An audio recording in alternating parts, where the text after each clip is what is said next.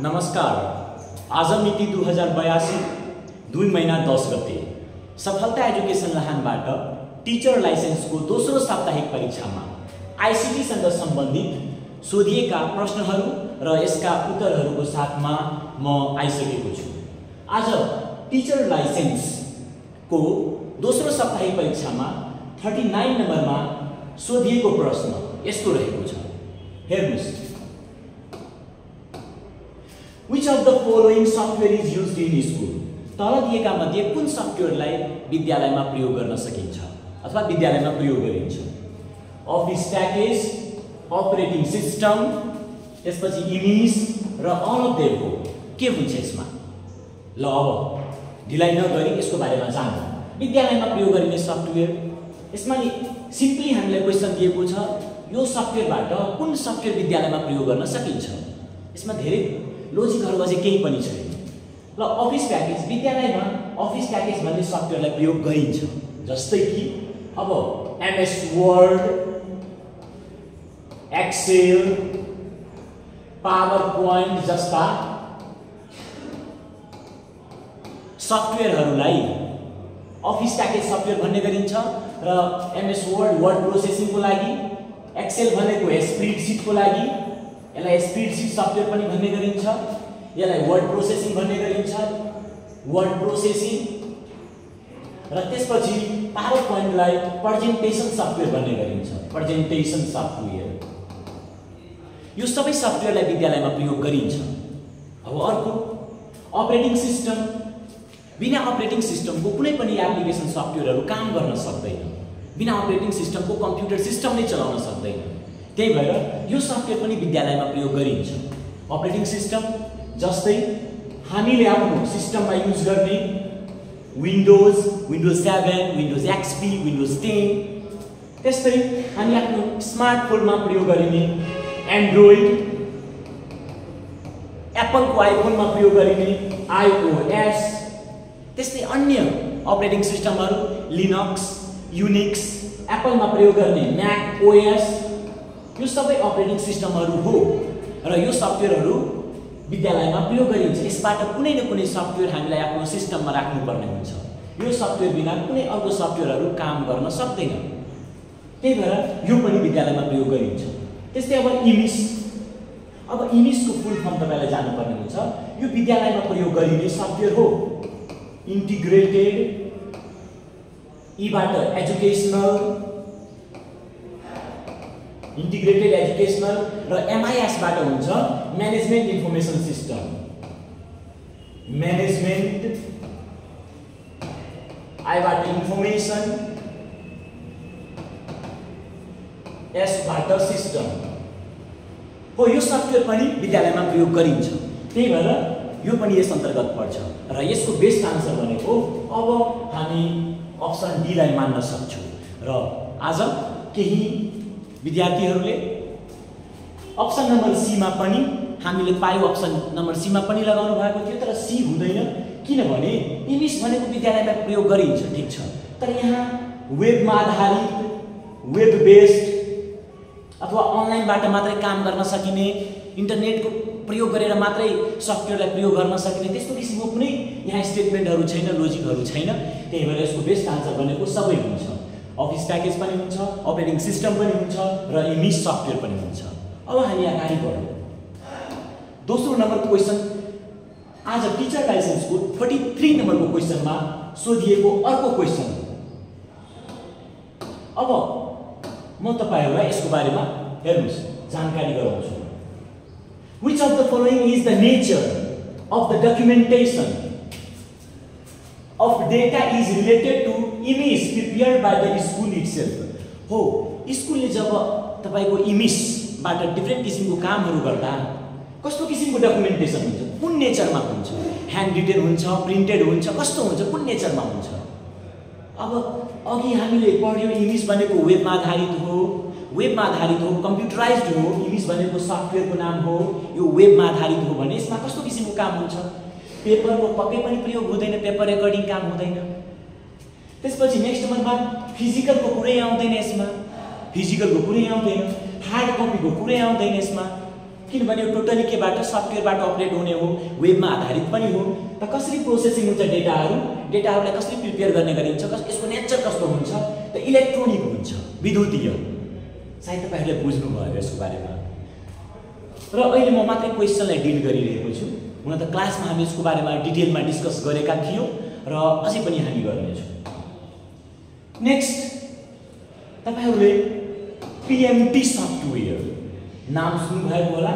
यसको full form हुन्छ proxy, PROXY। Proxy means testing. यो एउटा सफ्टवेयर हो। यो सफ्टवेयरको विद्यालयमा प्रयोग गर्नुको मुख्य कारण के हो, मुख्य उद्देश्य के हो, किन प्रयोग गरिन्छ? त शैक्षिक तथ्याङ्कका लागि, परीक्षा व्यवस्थापनका लागि, विपन्न लक्षित विद्यार्थी छात्रवृत्तिका लागि, छात्रवृत्तिको व्यवस्थापनका लागि। र यसको बेस्ट आन्सर हो विपन्न लक्षित विद्यार्थीहरूको छात्रवृत्तिका लागि यसलाई प्रयोग गर्ने गरिन्छ। यो क्वेशन पटक पटक सोधिएको क्वेशन रहेको छ। त्यही भएर तपाईहरु PMT हेर्ने बित्तिकै विपन्न लक्षित पनि आउनु पर्यो। विपन्न लक्षित विद्यार्थीहरूको छात्रवृत्तिका लागि यो सफ्टवेयरलाई प्रयोग गर्ने गरिन्छ। यति हेरे तपाईहरु याद राख्नुस्। अब नेक्स्ट नम्बरको क्वेशनमा आज टिचर लाइसेन्सको दोस्रो साप्ताहिक परीक्षामा सोधिएको 15 नम्बरको क्वेशनमा हेर्नुस्। कस्तो क्वेशन रहेको थियो? Which of the following is not a hardware? तल दिएका मध्ये कुन हार्डवेयर होइन? ल अब पत्ता लगाउनुस् कुन हार्डवेयर होइन। हामी सबैलाई थाहा छ SSD।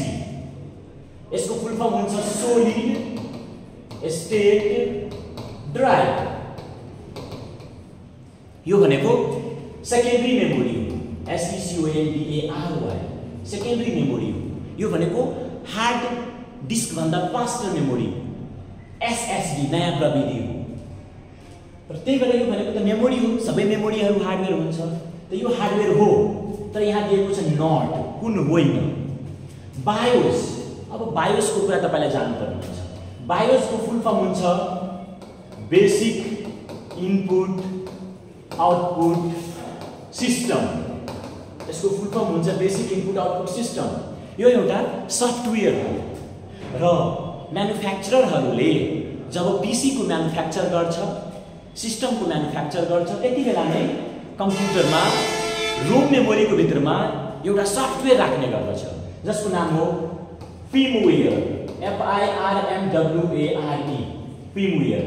यो सफ्टवेयर हो। यो भनेको बायोस भनेको सफ्टवेयर हो। त कुन प्रकारको सफ्टवेयर हो? त firmware।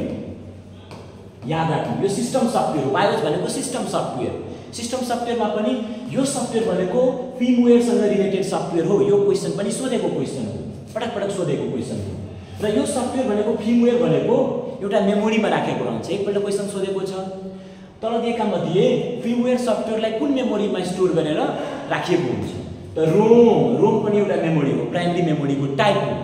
यसको फुल फर्म हुन्छ रीड ओन्ली मेमोरी। यसको फुल फर्म हो। यसलाई रिड मात्रै गर्न सकिन्छ। यही मेमोरीमा कुन सफ्टवेयरलाई firmware अथवा बायोस सफ्टवेयरलाई स्टोर गरेर राखिएको हुन्छ। यति याद राख्नुस् तपाईहरु। अब मदरबोर्डको कुरा आयो।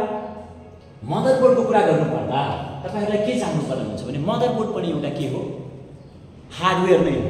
र यसको अर्को नाम हो PCB, प्रिन्टेड सर्किट बोर्ड।